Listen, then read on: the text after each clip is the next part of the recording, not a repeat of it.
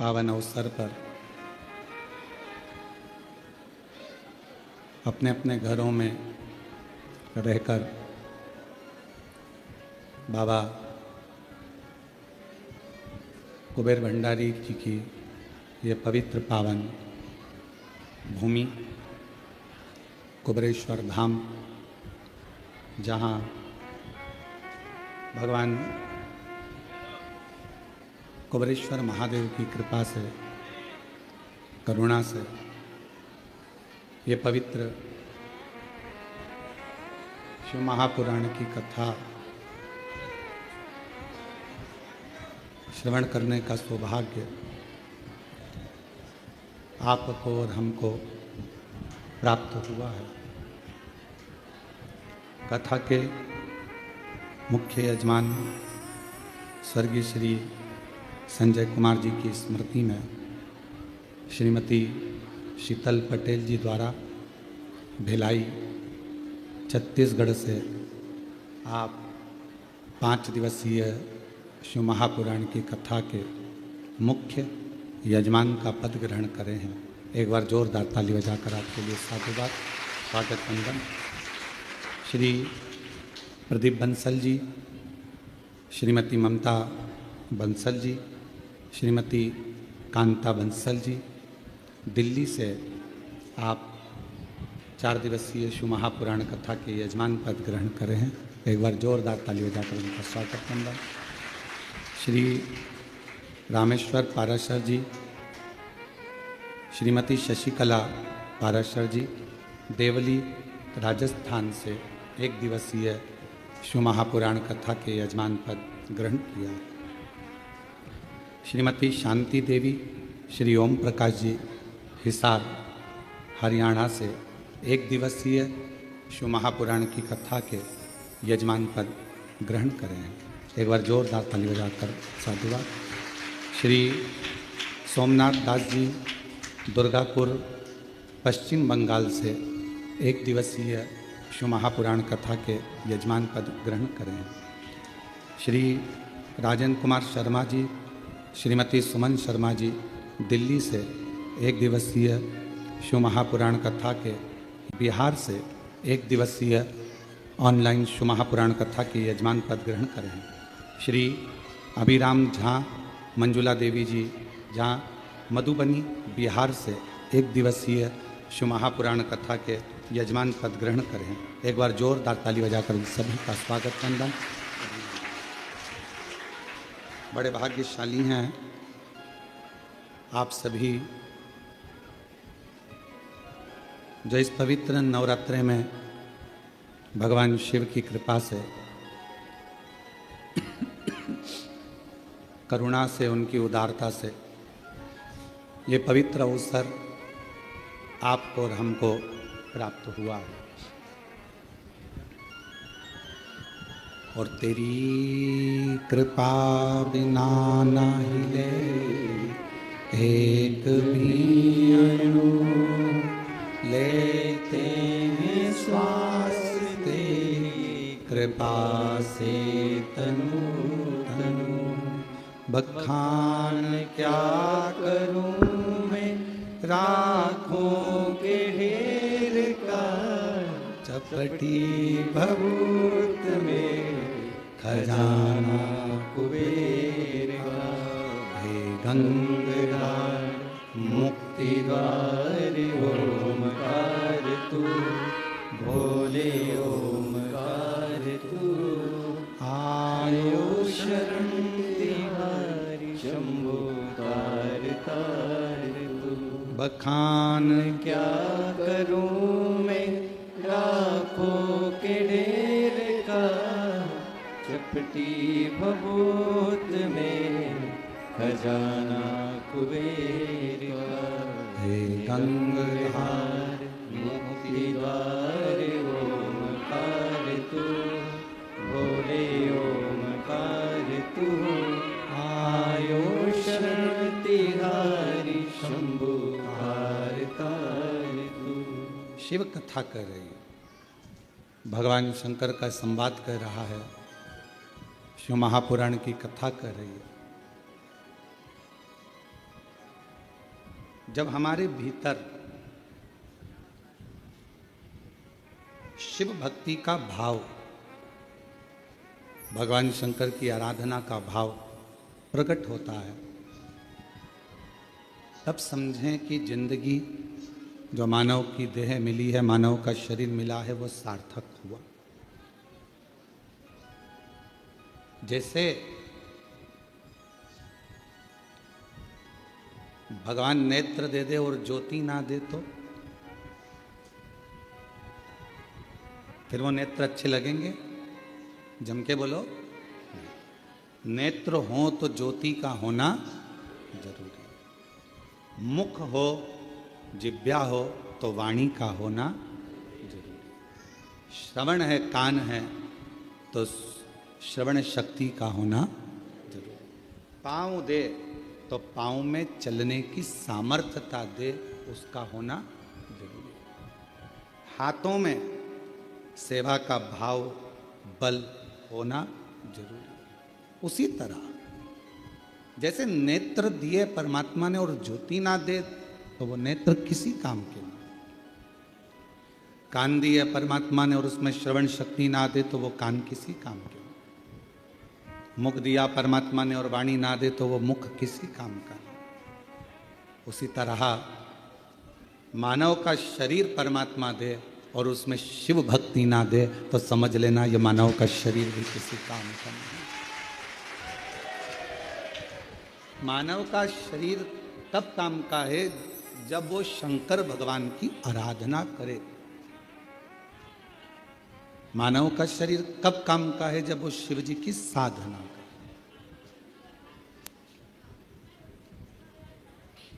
एक बेलपत्र के वृक्ष में 68 करोड़ तीर्थ होते हैं। कितने तीर्थ हैं? 68 करोड़।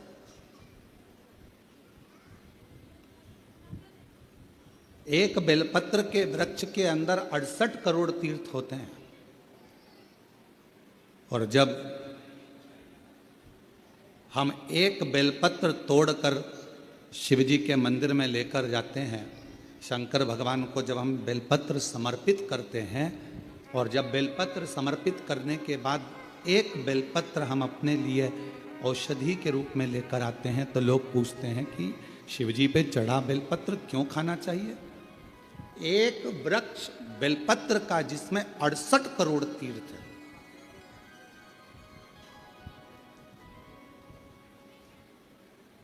हम तो 68 करोड़ तीर्थ कभी नहीं गए, पर आप लोगों में से हो सकता है कि कोई होकर आया हो तो बात दूसरी।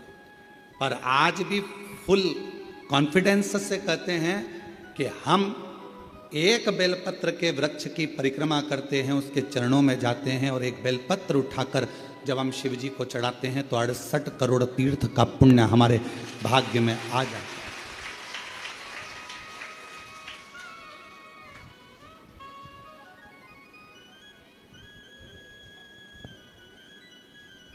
और इतने पवित्र तीर्थ, हजारों हजारों नदियां, हजारों हजारों कुंड, हजारों हजारों बावड़ियां, सरोवर, तालाब भारत की भूमि पर विराजमान है।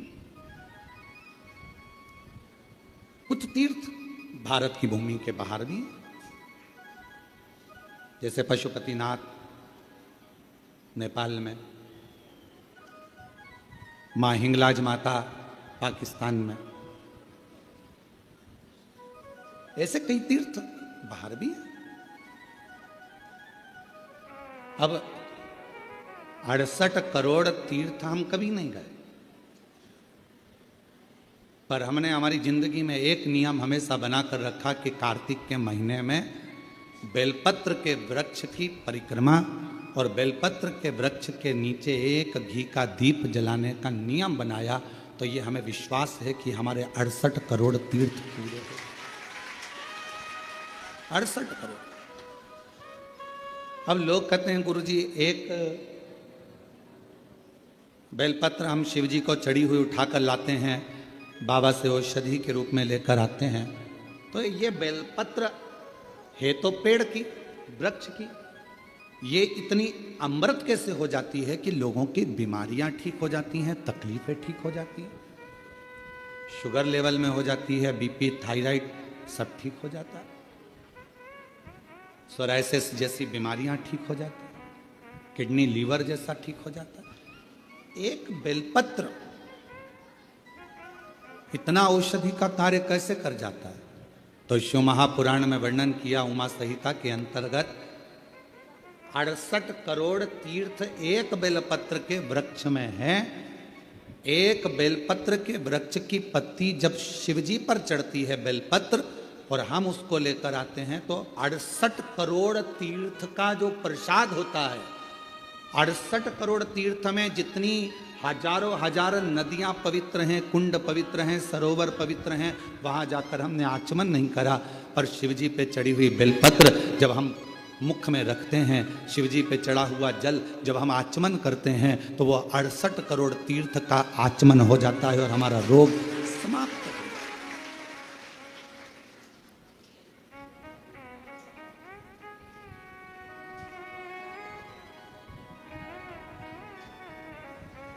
68 करोड़ तीर्थ।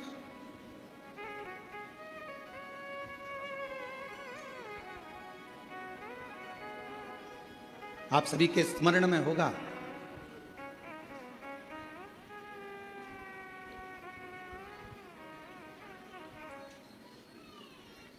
एक माता देवी भागवत कहती है, मां ललिता, जिसको स्वयं भगवान ब्रह्मा, स्वयं भगवान नारायण, स्वयं भगवान शिव, स्वयं इंद्र, गरुण, वरुण, सारे देवता, मां जगज्जनी जगदम्बा अंबा दुर्गा भवानी का एक स्वरूप भंडासुर को मारने के लिए प्रकट करते हैं।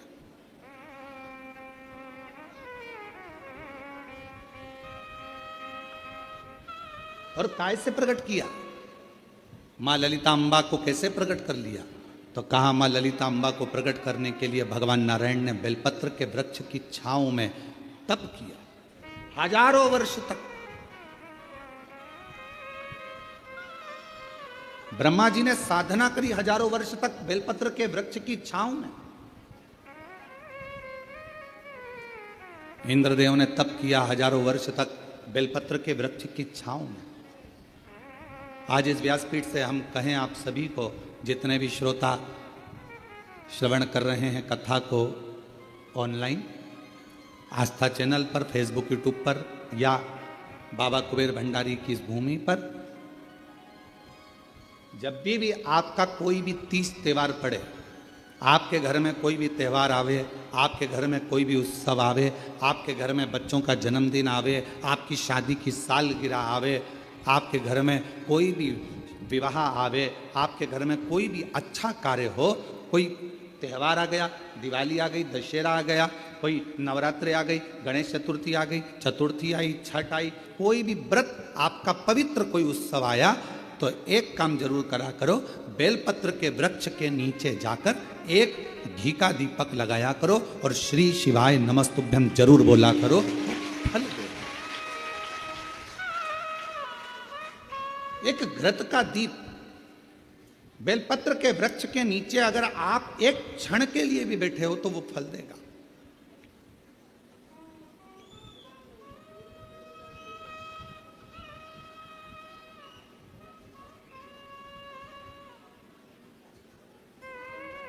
कितने, यह सामने जो बगीची दिखती है आपको, जो अभी बन रही है, उसमें कई मेरी माताओं ने, कई मेरी जीजियों ने, उसमें अगर कोई बांस लगा है या कचरा पड़ा है तो माताएं उसको साफ कर देती हैं और बेलपत्र के पौधे को वहाँ रखी है। बेलपत्र के पौधे को उन्होंने वहाँ लगाया है। और कई माता ऐसी आती है कि वो बेलपत्र, इतने सारे बेलपत्र के पौधे लगे हैं और माताएं उस बेलपत्र के पौधे में कोई कचरा है, कोई दुर्वा लगी है, कोई घास लगा है, कोई बेकार पौधा लगा है, तो उसको साफ कर देती हैं और उसमें जल डालकर उसकी परिक्रमा कर कर चली जाती है।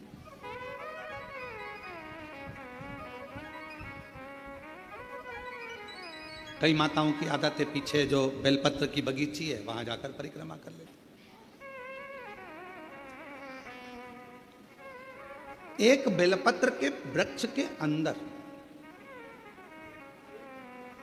68 करोड़ तीर्थ विराजमान है और वह 68 करोड़ तीर्थ का फल हम जब भगवान शंकर यहां तक कहा,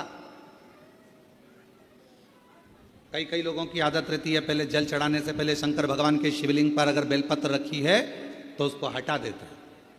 शिव महापुराण की कथा कर रही है, अगर शिवलिंग के ऊपर बेलपत्र चढ़ी हुई है, चढ़े रहने दो, फूल हैं, आप उसको हटा सकते हो, मना नहीं। शिव जी का अभिषेक करने से पहले, भगवान शंकर को जल चढ़ाने से पहले, जब आप घर में कोई अनुष्ठान कर रहे हो, शिव जी का अभिषेक कर रहे हो, शंकर भगवान का कोई साधना कर रहे हो, शिव अभिषेक कर रहे हो, तो सबसे पहले शिवलिंग पर एक बेलपत्र का होना जरूरी है, फिर जल चढ़ाओ। क्यों?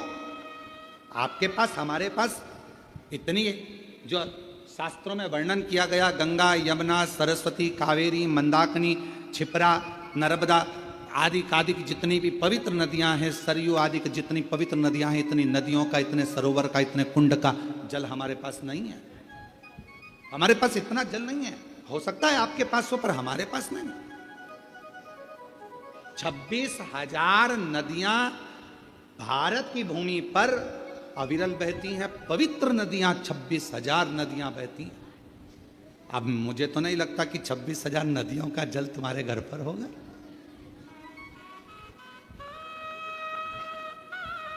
और हो तो हमारी तरफ से आपको दंडवत प्रणाम, ना माने।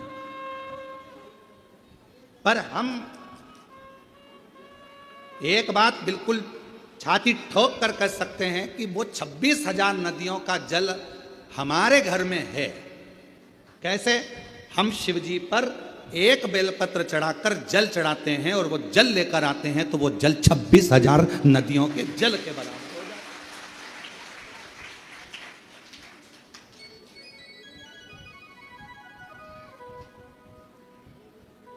अब ये और अब आप छाती ठोक कर आप भी कह सकते हो, हमारे यहां भी 26,000 नदियों का जल है महाराज।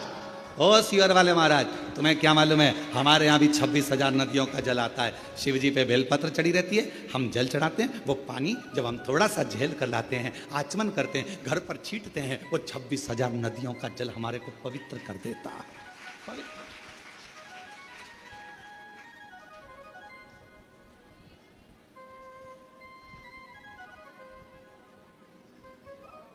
अब ये आपके ऊपर निर्भर करता है कि आप किस तरह से समझें उसको। आप शिव जी को प्राप्त करना, भगवान शंकर को प्राप्त करने का सबसे सुंदर तरीका है कि शंकर को हर रूप में देखो, हर स्वरूप।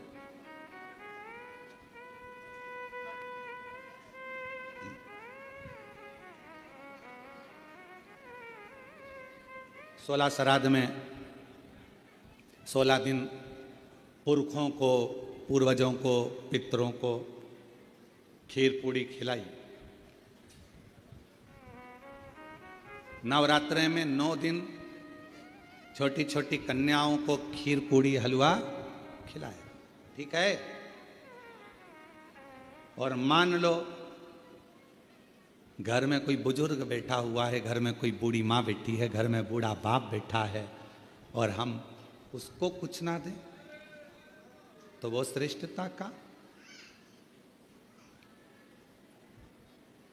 शरीर कितना सुंदर कहा गया है शास्त्रों में, अगर घर में कोई मरीज व्यक्ति है, घर के अंदर यदि कोई रोगीला व्यक्ति है, रोग है, मरीज है, बीमार व्यक्ति है, और तुम्हारे घर में अगर कोई त्यौहार है, तुम्हारे घर में देवी देवता की पूजन है, तुम्हारे घर में श्राद्ध है, तुम्हारे घर में कोई भोजन करने आने वाला है, तो शिव महापुराण की कथा कहती है, अगर घर में कोई रोगी व्यक्ति है, घर में कोई बीमार व्यक्ति है, घर में किसी का दवाई गोली चल रही है, और भोजन करने वाला या देवी देवता की पूजन दोपहर में 12 बजे 1 बजे होने वाली है, और वो रोगी व्यक्ति को दवाई खाना है और उसको भोजन करना है, तो जो भोजन करने आएगा, देवी देवता पुजाएंगे, वो अपनी जगह पर है। सबसे पहली सेवा जो रोगी व्यक्ति है उसको भोजन दिया जाए, उसकी सेवा करें। अब रोगी व्यक्ति मांग रहा है, बेटा मेरे को दवाई लेना है, मेरे को थोड़ा सा एक रोटी दे देना बेटा। अरे मम्मी तुमको नहीं मालूम आज दादाजी का श्राद्ध है, मम्मी तुमको नहीं मालूम आज दादी जी का श्राद्ध है, मम्मी आज कुलदेवी की पूजन होगी, आज कुल देवता की पूजन होगी, तो मैं खाने की लगी रहती है, पूजन कौन करेगा, देखेगा कौन, अभी पूजन हो जाएगी उसके बाद मैं आपको खाना दे दूंगी, उसके बाद मैं आपको भोजन दे दूंगी। नहीं, शिव पुराण की कथा कर रही है। कोई बूढ़ा है, बुजुर्ग है, बीमार है, घर में बच्चा है, कोई रोगी है, कोई तकलीफ में है, तो देवी देवता और अन्य काम सब होते रहेंगे। पहले उन बुजुर्ग की, पहले उन बीमार व्यक्ति की, पहले उनकी चिकित्सा की, पहले उन बच्चों की सेवा होगी। ये शिव पुराण हम जानते हैं। इस बात के पीछे लोग हमारा विरोध करेंगे कि तुमने कह दिया कि जो घर में बीमार व्यक्ति है पहले उसको दो, फिर देवी देवता की पूजा। इसके पीछे हमारा विरोध होगा। हम जानते हैं कि हम बोल रहे हैं तो हमारा विरोध होना है, पर उससे हम डरते नहीं। जो सत्य है, घर में पहले बुजुर्ग है, घर में कोई बूढ़ा व्यक्ति है, घर में कोई रोगीला व्यक्ति है, किसी को शरीर में कष्ट है, बहुत तकलीफ में है, और देवी देवता की पूजन 12, 1, 2 बजे होगी, पर उसको जरूरत अभी 9 बजे, 10 बजे, 11 बजे, तो पहले उसकी व्यवस्था करें, पहले उसकी व्यवस्था, पहले उसको।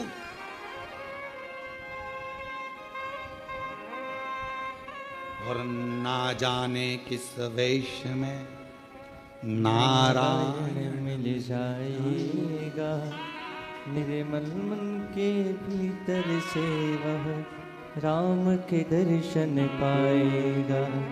ना जाने किस रूप में आकर नारायण मिल जाएगा, निर्मल मन के दर्पण में वह राम के दर्शन पाएगा। पता नहीं किस रूप में आकर नारायण मिल जाएगा, निर्मल मन के दर्पण से वह राम के दर्शन पाएगा। आपके भाव की शुद्धता। अब एक बात आपसे पूछें, उत्तर दीजिए। कोई बीमार व्यक्ति घर में तुमसे रोटी मांग रहा है और तुम देवी देवता का पूजन करते रहो तो भगवान प्रसन्न होगा? बोलो तो जम के। पहले उसको दीजिए, औषधि उसको दीजिए, भोजन उसको दीजिए, फिर दूसरा। कभी प्यासे को पानी पिलाया नहीं, बाद अमृत पिलाने से क्या था? कभी गिरते हुए को उठाया नहीं, बाद आंसू बहाने से क्या? कौन सा शिव कथा कर रहे?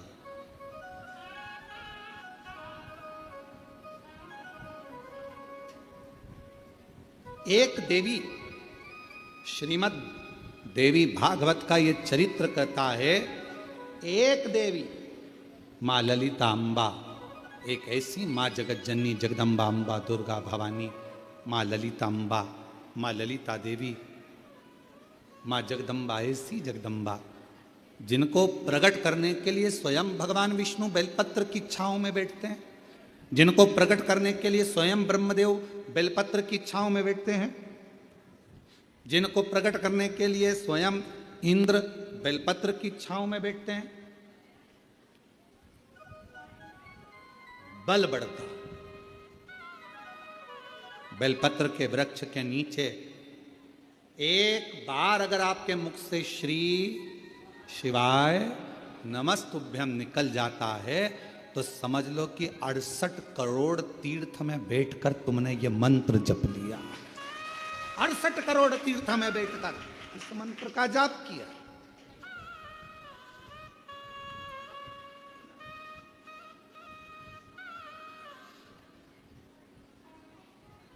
और मानो तो गंगा माहू, ना मानो तो बहता पानी।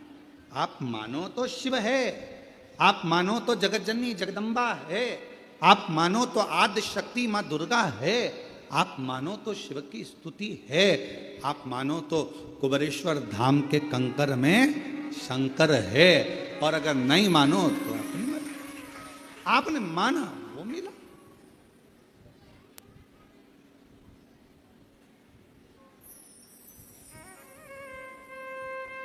आप स्वीकार करें, ये आपके ऊपर।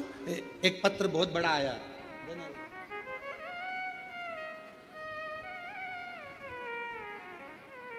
पत्र बहुत बड़ा, देखिए जरा हो।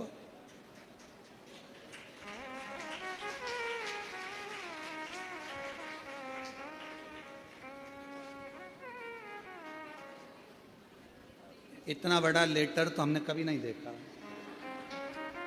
अब इस पत्र को पढ़ें, थोड़ा ऐसा हो।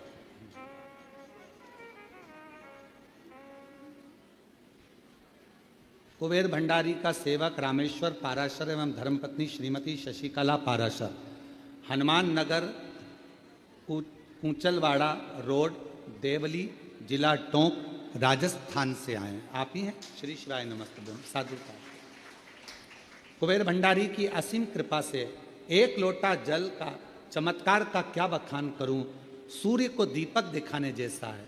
गुरुजी, मैं एक बेलपत्र का पौधा 25 वर्ष पहले मकान के पास वाले प्लाट में लगाया था। तब मैं बहुत परेशानी में था, तन मन धन से दुखी था। मैं एवं मेरी धर्म पत्नी विगत 2021 से शिव महापुराण की कथा आपके श्रीमुख से ऑनलाइन प्रतिदिन सुनती है। मैं और मेरी पत्नी 4 बार कुबेरेश्वर धाम के दर्शन पूजन करने आए थे। 13 जुलाई 2025 को भी पूजा कर कुबेर भंडारी से अर्जी लगाई थी। विगत 30 वर्ष 1995 से 2025 में प्रॉपर्टी का कार्य पार्टनर के द्वारा धोखा दिया गया। 45 प्लाट मैंने बेच दिए। पार्टनर की नीयत खराब हो गई और रजिस्ट्री नहीं कराई गई। अंत में कुबेर भंडारी की अर्जी लगाने के बाद इसी बीच पार्टनर का देहांत हो गया। रजिस्ट्री के लिए लड़के को बोला पर उसने मना कर दिया। जब लोगों के पैसे लेकर तकलीफ, अंत में कुबेर भंडारी पर अर्जी लगाई, बीच में पार्टनर का देहांत हो गया। उसके लड़के को कई बार कहा किंतु प्लाट नहीं दिए, जबकि लोगों के पैसे लेकर पार्टनर को दे दिए थे। फिर 13 जुलाई को पुनः अर्जी लगाने के लिए बाबा बाद में पूजा करके सीहोर आए। ऊपर से थोड़ा। उसके बाद कुबेर भंडारी की असीम कृपा से पार्टनर ने 45 प्लाटों का पावर ऑफ अटर्नी मेरे को दे दी। बाबा की कृपा से कार्य सफल हुआ। गुरुदेव एक इच्छा लेकर आए थे कि कथा शिव महापुराण में एक दिन का यजमान बन जाए, और आज बाबा ने वो भी पूर्ण कर दिया। एक दिन का यजमान। आ जाइए, एक बेलपत्र ले जाए।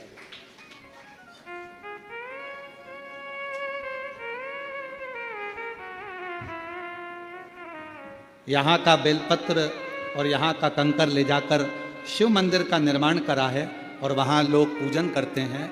लगभग 100 लोग रोज जल चढ़ाने के लिए आते हैं। साधु का आपको बहुत बहुत अरे जो कॉलोनी आपने काटी है उस कॉलोनी का नाम भी कुबेर भंडारी रखा है और उसमें कुबेर भंडारी का मंदिर भी बना रहे हैं।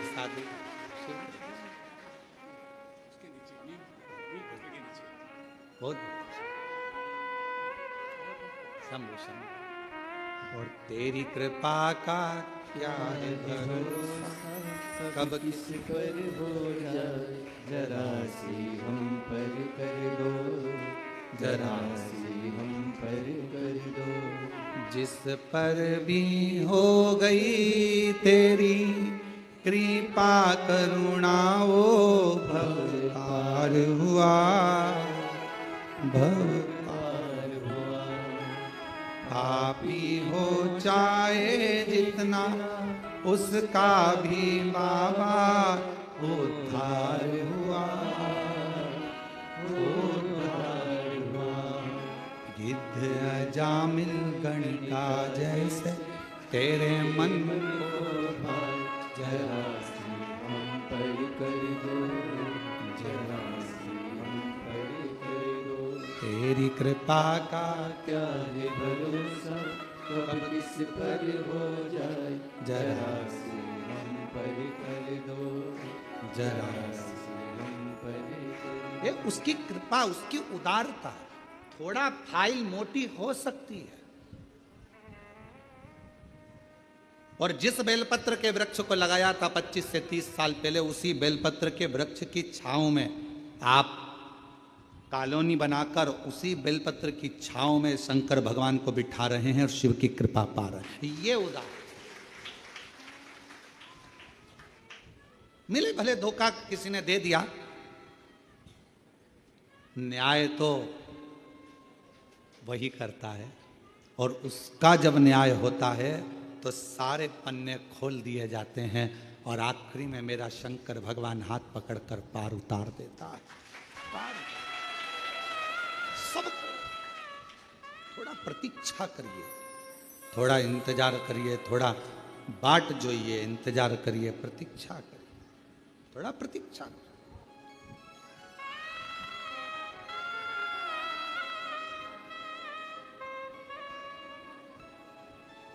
आज फिर आप लोगों से कहेंगे, जब कोई दुख आए ना, कोई तकलीफ आए, कोई कष्ट आए, बहुत बड़ी समस्या में गिर गए हो, बहुत तकलीफ में हो,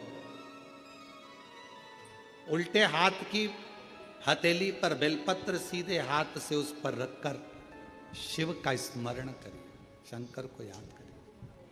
श्री शिवाय नमस्तुभ्यं, श्री शिवाय नमस्तुभ्यं, श्री शिवाय नमस्तुभ्यं, श्री शिवाय नमस्तुभ्यं।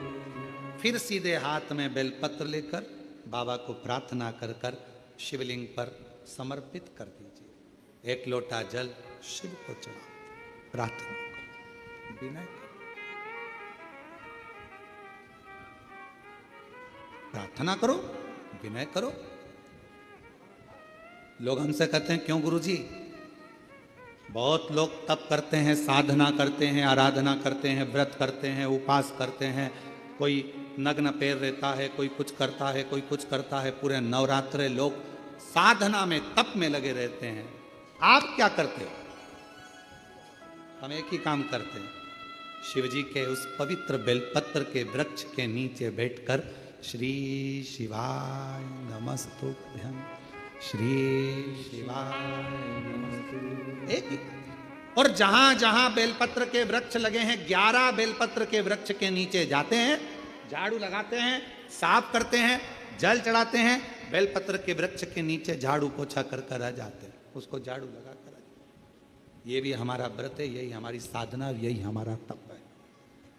नवरात्रे में माँ जगत जननी दुर्गा भवानी, माँ आद्य शक्ति, माँ भवानी, माँ जगदम्बा, माँ ललिता, माँ कुष्मांडा, माँ स्कंदा, माँ कालरात्रि, माँ जगत जननी बेलपत्र के वृक्ष में 64 योगनियां देवियां सब विराजमान, उस बेलपत्र के नीचे जल चढ़ाकर सबका आशीर्वाद प्राप्त करें।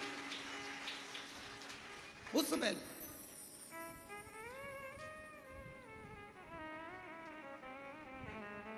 साधना का सबका अपना अपना तरीका है, हमारा तरीका यही।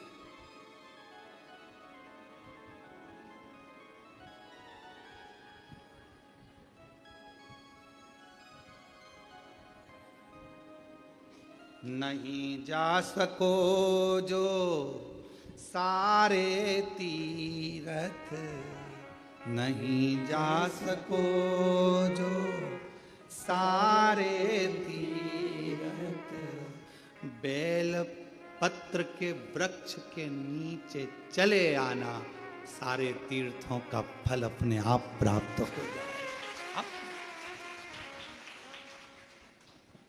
बहुत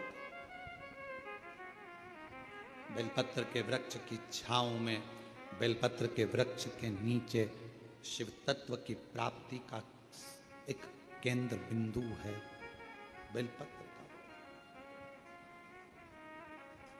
देवी की आराधना, देवी की साधना, देवी का उपास, सब कुछ नहीं मिलता, सब कुछ।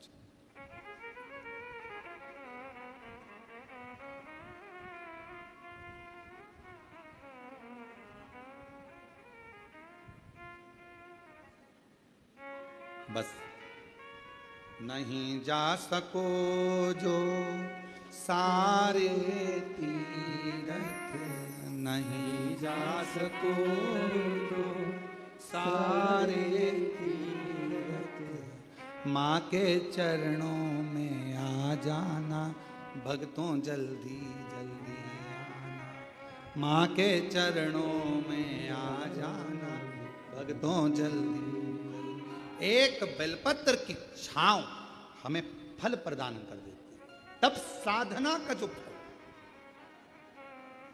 क्यों महाराज जी? देवी भागवत कहती है एक ऐसा असुर भगवान श्री गणेश जी महाराज के द्वारा प्रकट हो गया जिसका अंत होना कठिन था। अंत होना, वो भंडासुर को कौन मारता? भंडासुर का अंत कौन करता? भगवान शंकर मां सती के जाने के बाद में नेत्र बंद कर कर तप साधना में लग गए। हजारों वर्ष की समाधि मेरे शिव जी ने लगा ली, हजारों वर्ष की तप साधना। और हजारों वर्ष की तप साधना में मेरे शंकर भगवान डूब गए। हजारों वर्ष की जब तप साधना मेरे देवाधिदेव महादेव भगवान शिव ने करी, उनकी तपस्या को कौन तोड़े, उनकी साधना को कौन तोड़े? देवताओं को भेजा गया कि आप जाओ आप जाओ आप जाओ, पर कोई तोड़ने वाला नहीं। कौन तोड़े? और कोई अगर व्रत कर रहा है, कोई साधना कर रहा है, कोई उपास कर रहा है, नियम है। हाँ, हम जब नवरात्रे के समय पर, चारों नवरात्रे में, किसी भी नवरात्रे में हम जहां पर भी होते हैं बेलपत्र की सेवा करते हैं। हम जितनी देर बेलपत्र की सेवा करें, हमारे घर पर करें, हमारे घर के पास में करें, हम यहाँ आने पर जहां बेलपत्र की सेवा करते हैं, उन बेलपत्रों के नीचे जब हम सेवा करते हैं तो हमारे साथ में जितने साथ में रहते हैं वो सब को मालूम है थोड़ी देर सेवा करेंगे, अर्चना करेंगे, फिर चलेंगे। सेवा कौन? तो कोई उपास कर रहा है, अपनी मर्जी से कर रहा है, आपको नहीं तोड़वाना। कोई साधना में डूबा है, नेत्र बंद कर कर बैठा है, उसको बैठने दो। अपने को क्या करना? किसी का मन भगवान शंकर के मंदिर में एक लोटा जल चढ़ाने में लगा है, आप उसे चढ़ाने दो। किसी का मन श्री शिवाय नमस्तुभ्यम बोलने में लगा है, उसको बोलने दो। तुम्हें क्यों बुरा लगना कि ये श्री शिवाय नमस्तुभ्यम मत बोलो, ये वाला मंत्र बोलो, वो वाला मंत्र बोलो? अरे कुछ भी बोले, उल्टा बोला मरा मरा तो राम निकल गया और बाबा तर गए। मरा मरा बोला तो तर गए। दिन भर लोग बुराइयों में लगकर श्री शिवाय नमस्तुभ्यम मत बोलो, ये मत बोलो। अब उनको कौन समझाए? तुम दुनिया को मना कर रहे हो कि श्री शिवाय नमस्तुभ्यम मत बोलो, पर तुम्हारे मुख से भी तो बोल रहे हो कि श्री शिवाय नमस्तुभ्यम मत बोलो। तुम भी तो बोल रहे हो। कितना कितना फल है श्री शिवाय नमस्तुभ्यम का। एक पत्र देखो,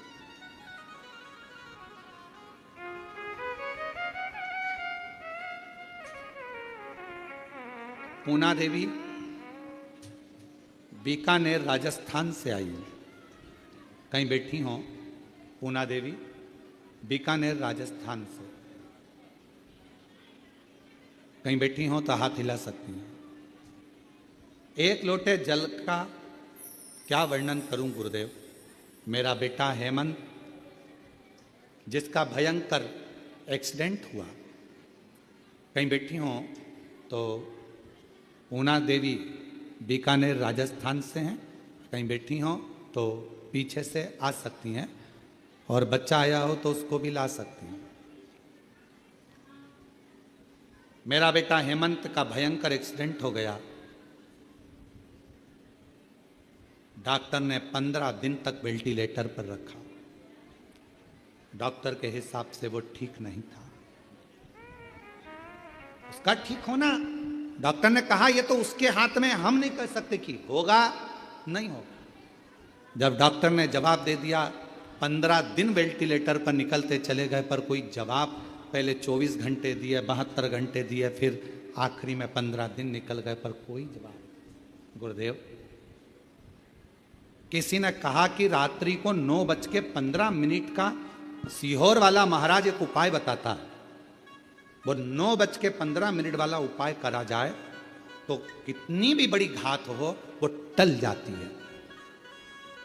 और हमने पहले भी कहा, ये 9:15 का रात्रि का उपाय हमारे YouTube पर, फेसबुक पर, सब पे डला हुआ है।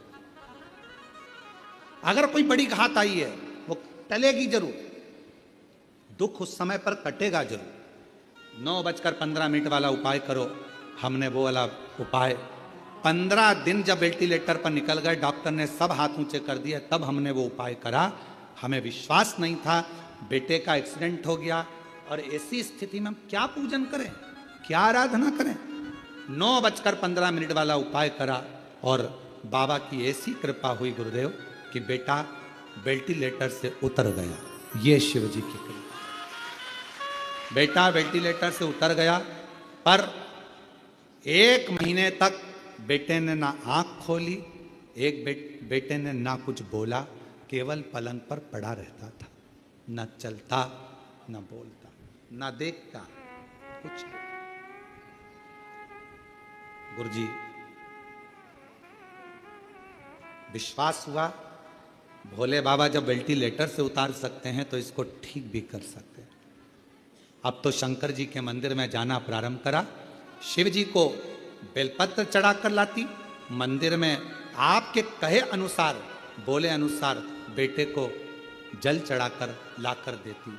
गुरुदेव ऐसी कृपा मेरे शंभू ने हुई थी कि डॉक्टर ने तो कहा था ये देखेगा नहीं देखेगा, बोलेगा नहीं बोलेगा, चलेगा नहीं चलेगा, पर 21 दिन तक लगातार बेलपत्र को लाकर इसके पास रखती, मुख में पानी देती और पूरे शरीर पर पानी को लगा देती शिव जी का चढ़ा हुआ। तब जाकर बाबा की कृपा से इसने आंख खोल दी, 21वें दिन आंख खोल दी। और गुरुदेव बाबा का मैं क्या गुणगान करूं। अब मेरा बेटा बाबा की कृपा से 2 महीने से अब बोल भी रहा है और बाबा की कृपा से अब उसका शरीर काम भी कर रहा है। मैं बाबा को यहां प्रणाम करूं, नमन करूं। एक विश्वास, एक लाइन अच्छी लिखी है, आप भी पढ़े साथ में, पास वालों को तो दिख रहा होगा। तेरी कृपा का भरोसा अब किस पर हो जाए, जरा सी हम पर कर दो, जरा सी हम पर कर दो। जिस पर भी हो गई तेरी कृपा करुणा वो भव पार हुआ, भव पार हुआ। पापी हो चाहे जितना उसका भी बाबा हो पार हुआ, हो गिद्ध अजामिल गणिका जैसे तेरे मन को भाए, जरा सी हम पर कर दो, जरा सी हम पर कर दो। तुम्हारा काम बिगड़ा, एक मंत्री जी को फोन लगाया, वो मंत्री जी तुम्हारे यहां का काम कर देंगे, पर तुम्हारा काम बिगड़ा और तुमने श्री शिवाय नमस्तुभ्यम मंत्र को बोलना चालू करा तो यहां का भी काम और वहां का भी काम हो जाता। मंत्री केवल यही का काम करेगा और श्री शिवाय नमस्तुभ्यम मंत्र यहां का भी और वहां का भी कार्य करेगा।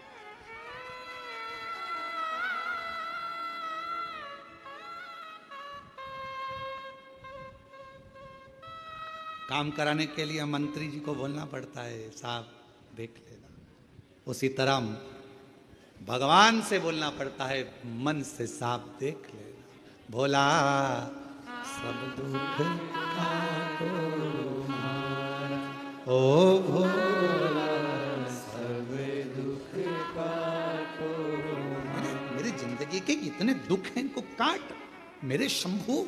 किससे कहूं, किससे, किसको जाकर बोलूं मैं। महाराज ऐसे दयालु नाथ से रिश्ता बनाइए, ऐसे दयालु नाथ से रिश्ता बनाए, मिलता रहेगा आपको जो कुछ भी चाहिए, मिलता रहेगा आपको जो कुछ भी चाहिए। ऐसे दयालु नाथ से रिश्ता बनाइए, ऐसे दयालु नाथ से रिश्ता बनाइए। मिलता रहेगा आपको जो कुछ भी चाहिए, मिलता रहेगा आपको जो कुछ भी चाहिए। ऐसा करिश्मा होगा जो देखा कभी नहीं, ऐसा करिश्मा होगा जो देखा कभी नहीं। तेरी दया बनी रहे जब तक है जिंदगी, तेरी दया बनी रहे जब तक है जिंदगी। मांगा है भोलेनाथ से वरदान एक भी, मांगा है भोलेनाथ से वरदान एक भी। तेरी दया बनी रहे जब तक है जिंदगी, तेरी दया बनी रहे जब तक है जिंदगी। मांगा है भोलेनाथ से वरदान एक ही। एक रिश्ता शिव जी से बना लो, ऐसे दयालु नाथ से रिश्ता बनाए। संबंध बनाओ, रिश्ता बनाओ, और एक रिश्ता जब परमात्मा से बन जाएगा तो फिर भटकोगे नहीं, फिर नहीं भटको, फिर कहीं जाना नहीं पड़ेगा। इस मां से पूछो,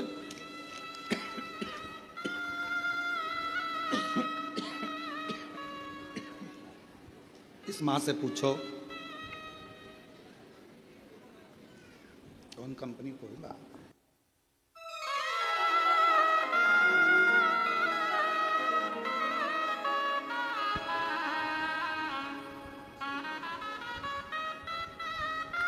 इस माँ से पूछो पूना देवी बीकानेर कि बेटा पलंग पर कहीं बैठी हो तो आ सकती हैं एक बेलपत्र लेने के लिए, पूना देवी बीकानेर। इससे पूछो माँ से कि बेटा जब वेंटिलेटर पर होगा तो स्थिति क्या हो, क्या स्थिति, विचार करिएगा जरा। आखिरी में केवल उसके आश्रित होगा, उसके आश्रित।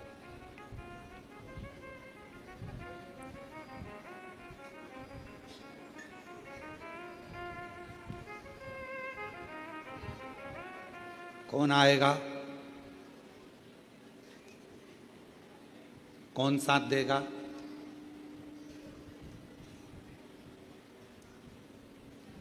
कहीं गिर गए, पड़ गए, तकलीफ आ गई, कष्ट आ गया, कौन साथ देगा?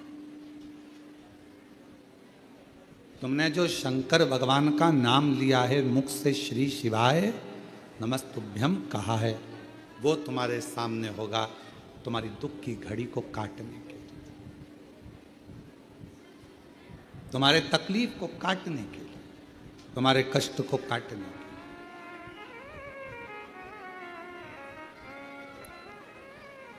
और मेरी माताओं, मेरी जीजियों, मेरे जीजाओं, मेरी बेटियों, मेरे बेटाओं, मेरी माँ, मेरे भाई, मेरे पिता तुल्य बुजुर्गजन, जितने आस्था चैनल पर कथा सुन रहे हो, जितना फेसबुक यूट्यूब पर कथा सुन रहे हो, ध्यान रखो, दुनिया चाहे कुछ भी कहे, आप शंकर भगवान का एक लोटा जल कभी जिंदगी में मत छोड़ना। वो तुम्हें निभाए, वो तुम्हें निभाए।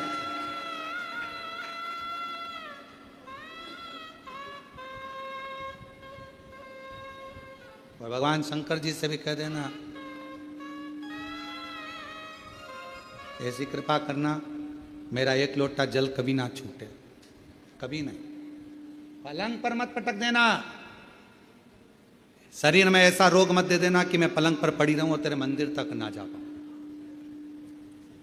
अंतिम सांस तक तेरे मंदिर में जाकर एक लोटा जल चढ़ाती रहूं, ऐसा मेरा शरीर बनाकर रखना, तेरे द्वार तक आती।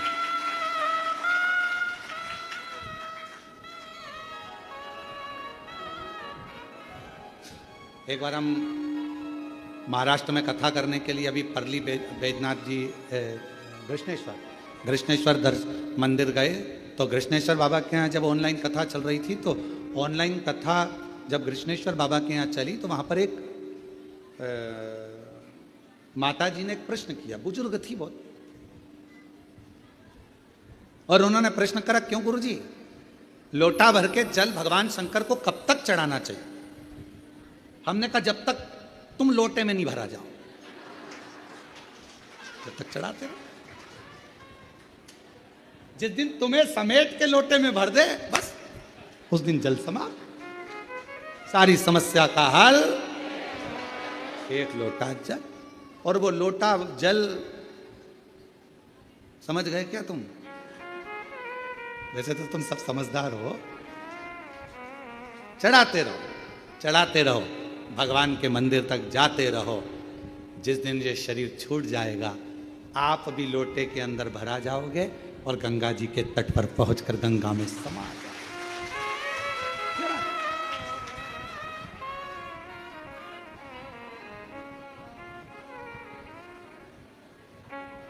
चढ़ा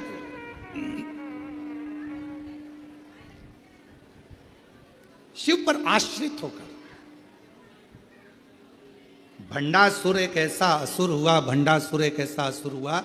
भगवान देव अधिदेव महादेव तप साधना में लगे थे। इनको कौन समाधि को तोड़ेगा, कौन तप को तोड़ेगा, कौन समाधि तोड़ेगा, कौन तप को तोड़ेगा, कौन तोड़े समाधि को, कौन तोड़े भगवान शंकर की समाधि को, कोई सामने नहीं आया। तब आखिरी में सारे देवताओं ने मिलकर कामदेव जी से कहा कि तुम जाकर समाधि को तोड़ो।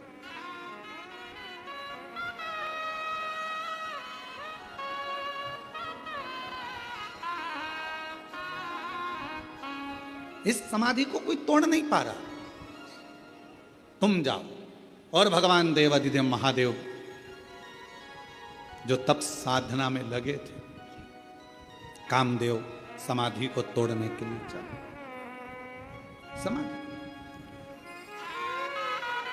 और अभी कथा में कहा, यदि कोई श्री शिवाय नमस्तुभ्यम बोल रहा है, कोई ओम नमः शिवाय बोल रहा है, कोई नमः शिवाय बोल रहा है, कोई राम नाम बोल रहा है, कोई कृष्ण नाम बोल रहा है, कोई हरे राम राम राम हरे हरे, कोई हरे कृष्णा कृष्णा कृष्णा हरे हरे, कोई राधे राधे, कोई शिव नाम, कोई जगतजननी का नाम, कोई अम्बा का नाम, जिसकी मर्जी पड़ रही है वो बोलो। पर अपने मुख से कभी ये मत बोलो कि ये मंत्र जपो, कि ये मंत्र जपो। तुम्हारा दिल जिससे लग जाए उसका मोबाइल नंबर याद कर लो, बोल, उसका मंत्र याद करो।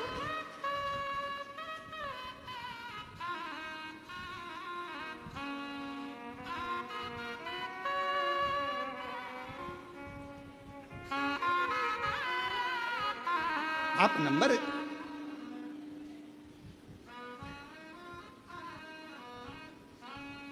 अच्छा बोलो, ईमानदारी से बोलना, जरा हो उत्तर सही से देना। तुम्हारे मोबाइल में इतने सारे नंबर तुम लोगों ने सेव करके रखे हैं, किसी का भी नंबर तुम्हें याद है? केवल एक का याद है, एक तुम्हारे पापा का, मम्मी का, और पत्नी को पति का, और पति को पत्नी का।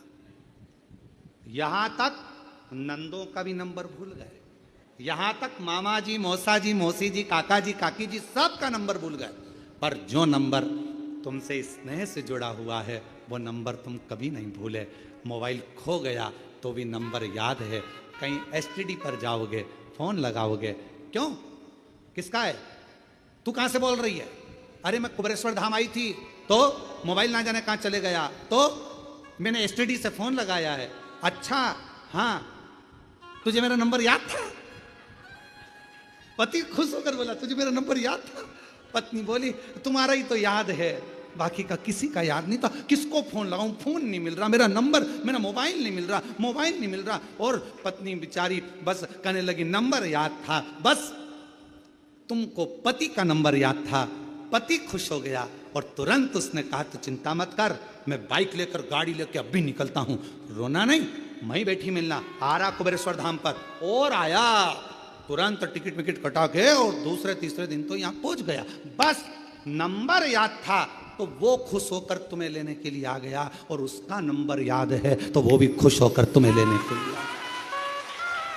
नंबर याद, और उसका एक ही नंबर है, श्री शिवाय नमस्तो, श्री शिवाय नमस्तो। उसका नंबर याद रखो, नंबर गुनगुनाते। अपने बच्चों को भी बता दो ये नंबर याद रख लेना, अपने घर के बच्चों को भी कह दो ये नंबर मत भूल जाना, ये नंबर याद रखना, ये नंबर बहुत काम का है।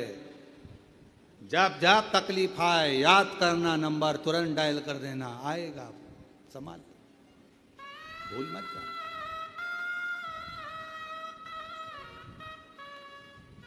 और कहा मान लो नंबर याद नहीं रहे, कुंभ के मेले में गए, कुंभ के मेले में गए तो हमारी मम्मी पूरी टीवी पे देख रही थी कि न्यूज़ ऑन चल रही थी कुंभ के मेले की, इतनी भीड़, इतनी भीड़, इतनी भीड़, इतनी भीड़। अब वहाँ पे कथा भी वाचना थी तो हमारी मम्मी तो मना करी, कहने लगे मत जा। क्यों जा रहे हो? मम्मा जाना पड़ेगा, सतुआ बाबा जी कथा करा रहे हैं, जाना तो पड़ेगा। तो फिर आखिरी में हमारी मम्मी ने एक इतना बड़ा पेंडिल, कपड़े का इसी डोरी, उसमें इतना बड़ा पेंडिल, और उसमें अपना घर का नंबर लिख दिया, नाम लिख दिया और गले में टांग कर भेज दिया। नंबर याद ना रहे तो फिर क्या करोगे? बच्चों के गले में एक पेंडिल डाल दो। बच्चे अगर श्री शिवाय नमस्तुभ्यम नहीं बोल पा रहे हैं तो कुबेरेश्वर धाम का एक रुद्राक्ष डाल दो, पेंडिल आएगा, लेकर जाए, संभालेगा। रुद्राक्ष देखकर पहचान हो जाती है। कोई गले में डाला रहता है ना बच्चा भी। आजकल तो जितने सीरियल बन रहे हैं, जितने यूट्यूबर हैं, जितने सीरियल हैं, जितने जितने नाटक बन रहे हैं, हर नाटक में जितने हीरो, जितनी हीरोइन, सबके गले में, तुम पूरी फिल्म देख लो, पूरे जितने भी सीरियल हैं सब देख लें, सबके गले में एक ना एक रुद्राक्ष तो मिलेगा। मतलब पहचान हो गई। इससे बता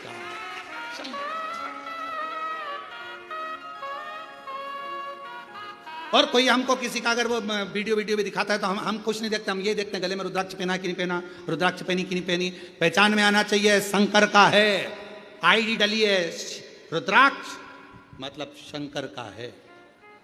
और अंत समय प्रभु आना पड़ेगा, वचन दिया तो निभाना पड़ेगा।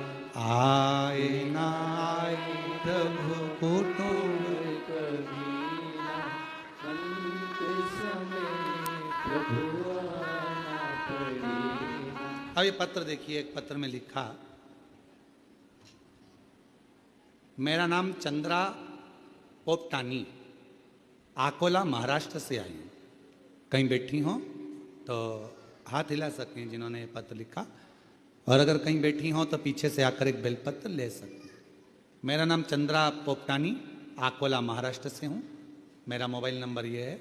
गुरुदेव, मैं बचपन से भोले बाबा पर विश्वास करती थी, मंदिर जाती, लेकिन विवाह के पश्चात घर गृहस्थी में भोले बाबा को भूल गई। वैसे तो ये सब चीज़ें सबके साथ हुई है। बचपन में शंकर जी से बहुत प्रेम रहा। मम्मी सोमवार व्रत करती थी तो तुम भी करते, सोमवार से बड़ा स्नेह था। सावन महीने में जाते। शादी होने के बाद परिवार में मैं घिर गई तो शंकर जी को भूल गई। अब मेरी उम्र हो गई 65 की, बहुत लंबा टाइम भूली। अब मेरी उम्र हो गई 65 की। अब मेरे दोनों पाँव में इतना दर्द होने लगा गुरुजी, पूछो मत। डॉक्टर बोले कि ऑपरेशन कराओ, कोई कुछ बोले, कोई कुछ बोले, सब जगह दिखाया ही, पर पाँव का दर्द दोनों बंद ही नहीं। अब इतनी अवस्था में तो हो सकता है पाँव में तकलीफ, 65 की पाँव में तकलीफ। अचानक से टीवी चलाते चलाते 2024 में तुम दिख गए। अचानक से दिखता है सियोर वाला महाराज, अचानक से तुम दिख गए। श्रावण का महीना चालू था और आपने कह दिया कि शंकर जी पे चढ़ा हुआ जल पियो। मैंने वही काम चालू कर दिया। इतने साल के बाद शंकर जी से फिर प्रेम हो गया। इतने साल जब मुख में सोफा सेट नहीं, शरीर काम का, तब शिव से प्रेम। अब शंकर कोई उम्र देखे? मिलिट्री की नौकरी करना हो तो उम्र देखी जाती है, पुलिस की नौकरी करना हो तो उम्र देखी जाती है, कहीं बीमा करवाना हो तो उम्र देखी जाती है, पर श्री शिवाय नमस्तुभ्यम बोलने में और एक लोटा जल चढ़ाने में उम्र नहीं देखी जाती। शंकर सबको स्वीकार कर लेता है, शिव सबको स्वीकार। मंदिर जाने लगी, लोटा भर के जल चढ़ाने लगी। शिव जी के मंदिर जाती, लोटा भर जल चढ़ाती, बेलपत्र खाती। आज शंकर भगवान की कृपा से मेरे दोनों पांव ठीक हो गए, इसलिए बाबा को प्रणाम करने के लिए आई, शिव जी को नमन कर। एक लाइन अच्छी लिखी है, अपन भी गुनगुना लेते।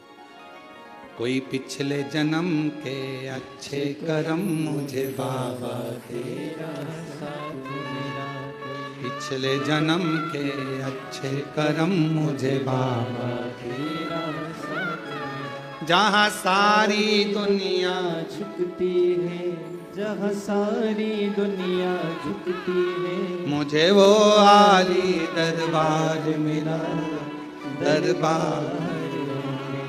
कोई पिछले जन्म के अच्छे कर्म मुझे बाबा तेरा साथ मिला। शिव जी के मंदिर जाने लगी, जल चढ़ाने लगी, शंकर जी को भजने लगी, मेरे बाबा का चढ़ा हुआ जल पीने लगी। बाबा ने मेरे पांव ठीक कर। आइए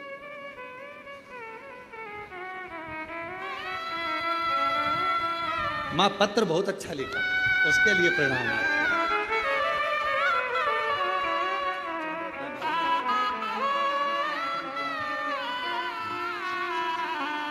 स्वस्थ रहिए शिव। अब माँ के पांव पूरे अच्छे हो गए हो, बड़ी प्रसन्नता से आनंद से आएगा। और जोरदार ताली बजा साथ। शंभु हर हर। माँ कह रही है उसके बाद तो मंदिर का जल पीना चालू करा, उसके बाद तो दर्द ही नहीं हुआ, पांव पूरे ठीक। शिव कृपा। तेरे दरबार की बाबा निराली शान देखी है, तुझे नहीं देखा पर झोली भरी, मुख दुनिया मोड़े बाबा तू मुखड़ा, मुख दुनिया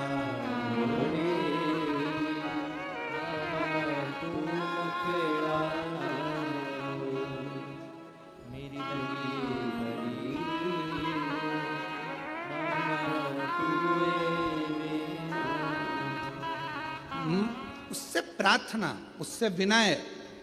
कोई कहे मंत्र ना बोलो तो कह देना ये तो हमारा नंबर है। कोई कहे एक लोटा जल चढ़ाकर मंदिर का जल मत पियो, कहना इसके बिना तो मैं रह नहीं सकती, ये तो मेरा आचमन है। कोई कहे बेलपत्र के वृक्ष के नीचे दीप मत लगाओ, 68 करोड़ तीर्थ नहीं जा सकती। मेरे बाबा ने मेरे घर के पास में तीर्थ बना दिया, बेलपत्र का वृक्ष लगा।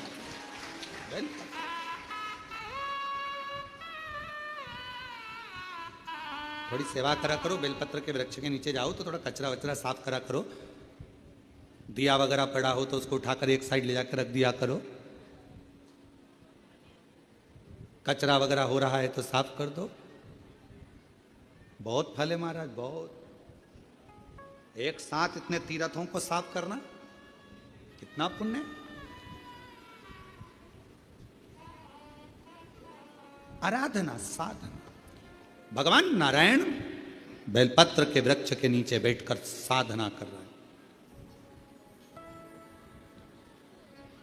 शिव जी साधना में लगे हैं, उनकी समाधि को कौन तोड़े? कामदेव को भेजा गया। कामदेव से कहा गया कि भगवान देव अधिदेव महादेव की समाधि को तोड़। वो तप में डूबे, विवाह कराना जरूरी है उनका, तारकासुर का संहार करना है। जब तक शादी नहीं होगी, विवाह नहीं होगा, तब तक संतान नहीं होगी। संतान नहीं हुई तो तारकासुर कैसे मरेगा? तो विवाह कराना जरूरी है।